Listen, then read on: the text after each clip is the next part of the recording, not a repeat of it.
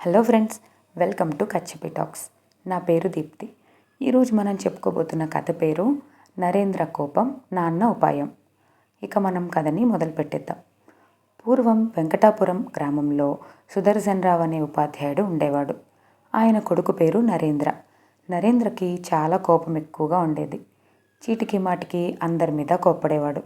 ఆవేశంలో దురుసుగా మాట్లాడుతూ అందరి మనసులు నొప్పిస్తూ ఉండేవాడు.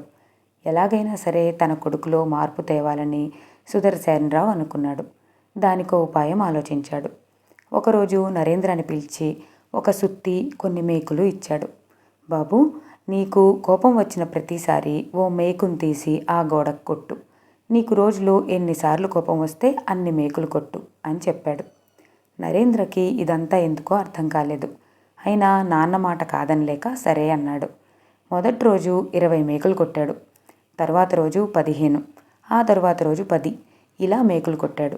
కొన్ని రోజులకు ఎందుకో తనలో ఏదో తప్పు చేశాననే భావన కలిగింది. దాంతో చీటికి మాటికి కోపం తెచ్చుకోకుండా తనను తాను అదుపు చేసుకుంటూ ఉన్నాడు. క్రమంగా గోడకి కొట్టే మేకుల సంఖ్య తగ్గింది. కొంతకాలం తర్వాత ఒక్క మేకు కూడా కొట్టని పరిస్థితి వచ్చింది. ఇదే విషయాన్ని నరేంద్ర తన నాన్నగారైన సుదర్శనరావుకి చెప్పాడు. చాలా మంచిది, ఇకపై నువ్వు కోపం రాని ప్రతిరోజు ఒక్కో మేకును గోడ నుండి తీసివేయి అని చెప్పాడు. ఇలా కొంతకాలం తర్వాత గోడకున్న మేకులన్నీ తీసివేశాడు. ఇది చూసి సుదర్శనరావు ఆనందపడ్డాడు. నరేంద్రాని మెచ్చుకున్నాడు. బాబు, గోడకున్న మేకులన్నీ తీసేశావు, బాగుంది. కానీ నువ్వు మేకులు కొట్టడం తీయటం వల్ల గోడకు ఏర్పడిన రంధ్రాలు చూడు ఎలా ఉన్నాయో. ఆ రంధ్రాలు అంత తేలిగ్గా పూడుకోవు. అలాగే నువ్వు కోపంలో ఎవరితోనైనా కటువుగా మాట్లాడి వారిని బాధ పెడితే వారు దాన్ని ఎప్పటికీ మర్చిపోలేక బాధపడతారు. అందుకే అనవసరంగా కోపం తెచ్చుకోకూడదు.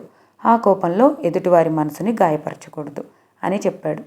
అప్పటి నుండి తన జీవితాంతం నరేంద్ర అదే సూత్రాన్ని పాటిస్తూ చాలా ఆనందంగా జీవితం సాగించాడు. ఇదండి ఈరోజు కథ.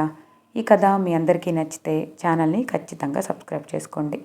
ఈ వీడియోని లైక్ చేయండి, మీ ఫ్రెండ్స్ అందరితో షేర్ చేసుకోండి. Thank you for watching.